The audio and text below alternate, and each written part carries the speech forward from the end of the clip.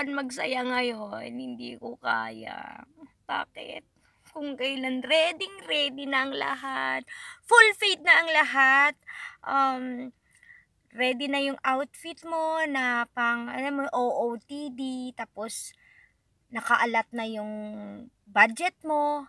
Suddenly, paggising mo ngayong umaga, may mababasa ka sa email mong message na, "Your flight has been canceled." Oh my God! Sayang yung 6 days namin na vacation sana sa Hong Kong. Actually, sa May pa naman yon, pero siguro dahil gusto nilang ligtas ang mga tao at mga Pinoy, pinagka-cancel na lang ni Kuyang Cebu Pac ang mga flights going to Hong Kong.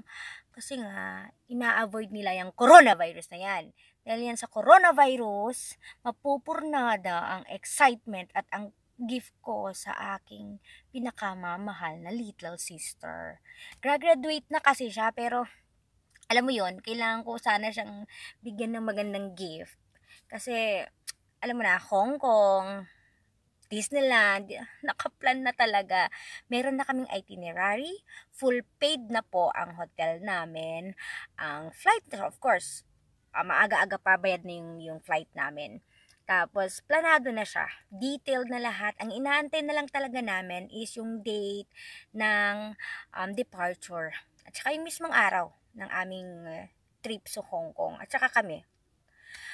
Ay, hindi ko alam kung bakit nangyari ito. Hindi ko naman siya in-expect na mangyayari ito. Kasi March, April, May. So, 3 months pa. 3 months pa naman. Kaso lang, siguro dahil nga, ayun nga, to avoid lang na mag-spread yung virus, they have to cancel all the flight.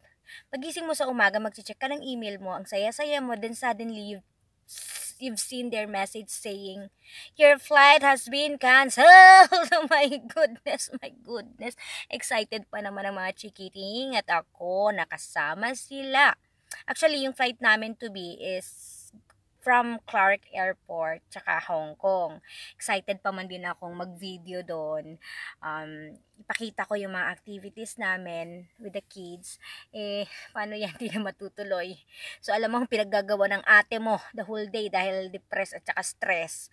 Tsaka na-pressure ako na i-contact lahat ng mga binayaran ko. Mga hotel, tapos yung mga activities na advance ko na pinag-book.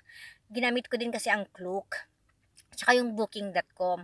So far, yung iba nag-respond na mag-feedback na lang sa akin na in 2 days or 48 hours. Pero yung flight namin, I think it will be refunded in full amount. Sabi nila in 2 cycles, hindi ko alam kung ano ibig sabihin na. But they assured me na mababalik yung booking ko from Clark to Hong Kong, Hong Kong to Clark. So, kampante na ako doon. So, what I did this afternoon, the whole day, I've checked kung meron pang promo si pareng Cebu Pac. Within Philippines na lang muna siguro. Kasi, so far, si mama tsaka si papa, inaantay pa lang yung passport nila na parating. Kasi kaka-apply pa lang nila last Monday or last week. So, ayun, antayin na lang namin na dumating yung passport nila bago kami lumabas ng bansa. So far so good. Kulang na yung oras namin para mag-book siya. So, ang ginawa ko na lang, naghanap na lang ako ng promo tickets within Philippines. So, nakita ko si Palawan. I've been there naman, but I need to bring them there. Hay, dahil sa coronavirus na yan, nawala ang aking excitement papuntang Hong Kong. Kaya kayo, to avoid yung coronavirus to spread, you have to wash your hands, drink plenty of water, bring your alcohol with you, eat healthy foods, tapos avoid na lang sa matataong lugar or follow whatever the health experts are telling us to do. Yun yung pinaka-importante. Sabi ko, masama yung loob ko pero sige na for the sake of health. Yun na yung ginawa nila. Tinanggap ko na. At least safe kami.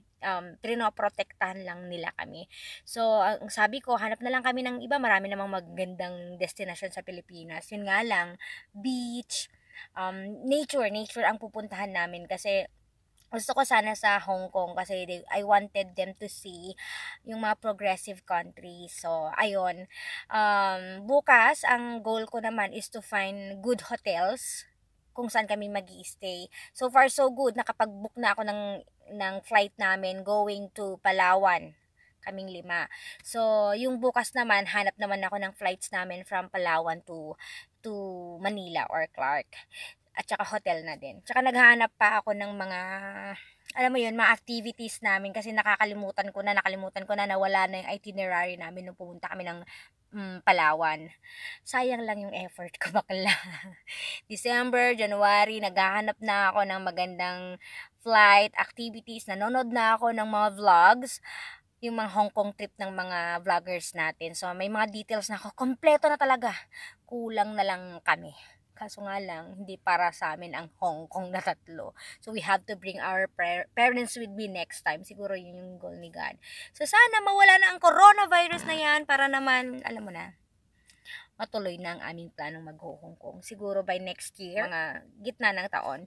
So, ayan, shinare ko lang yung naramdaman kong kalungkutan ngayong araw na to. Hindi ako nakapag-concentrate sa trabaho ko kasi nga, wala eh. Yung effort ko, nawala lang. Kaya,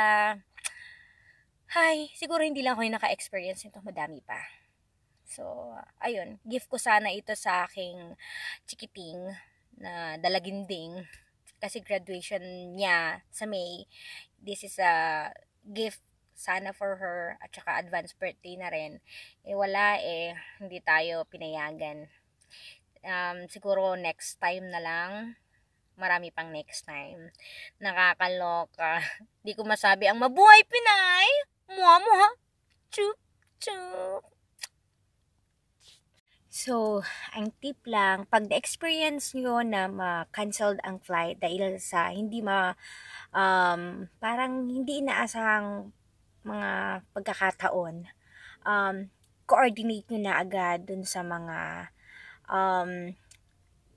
hotel, sa may-ari ng airline, yung airline company kung saan ka nagpa-book. Good thing kung i-inform ka nila ahead na na-cancel yung flight para aware ka, para alam mo yung process to kung paano i-refund yung binayaran mo. Likewise sa hotel, pwede mong i-contact yung sa may-ari ng property and pati yung mga activities or yung mga nabili mo doon para katulad ng mga, di ba sa Klook may mga binibenta silang mga activities. Ayan, kailangan mong makipag-coordinate sa mga, parang na-try ko din sa Klook kung paano i-reach out yung mga admin nila, yung customer service nila para maturuan ka nila or ma-help ka nila para ma-refund yung amount na binayaran mo. Yung iba hindi possible pero dahil to sa outbreak na nangyayari ngayon sa Hong Kong at saka China, parang kinonsider yata nila yung request ko. It depends on your situation kasi i-require ka naman nila ng mga documents proving na na-cancel nga yung flight mo. Yung airline cancellation email or details or documents, yun yung kailangan nila. Ganon din sa hotel. Pero sa hotel, parang mali yata yung nabook ko. Parang no cancellation yata yung policy na nabook ko. Pero okay lang. Nakikipag-coordinate pa rin ako sa customer service ng booking.com. Baka sakali, mabigyan ako ng percentage ng nabayad ko. Sayang din naman yon. Hindi ko rin naman magagamit. At saka hindi ko naman, alam mo yun, hindi ko inaasahan yung pangyayaring ganyan. And aside from that, yung mga, yun nga, sabi ko sa'yo, yung mga nabili ko sa Klook, tapos what else, yung activities sa Hong Kong Disneyland, buti na lang hindi pa ako nag-avail talaga ng promo, hindi pa ako nagbayad kasi plano ko 1 month before the travel, dun pala ako mag-a-avail. Kaya kung sakali na na-experience nyo na makancel yung flight nyo, you have to immediately contact the persons involved, yung airline, i-contact nyo na yung mga admin nila or customer service. Sayang din yon kasi sayang din yung marirefund nila kung meron man. So, gamitin mo na lang yon yung marirefund sa'yo na amount, gamitin mo na lang sa next na travel mo. And take note, dapat may second option ka. 'Di ba? Ako, second option ko din naman 'to, kaso nga lang late na ako sa pagbo-book. So ayun, yun lang yung masyanggaling tip. So sana, next time 'di na mangyari 'to. Momo chup chup again.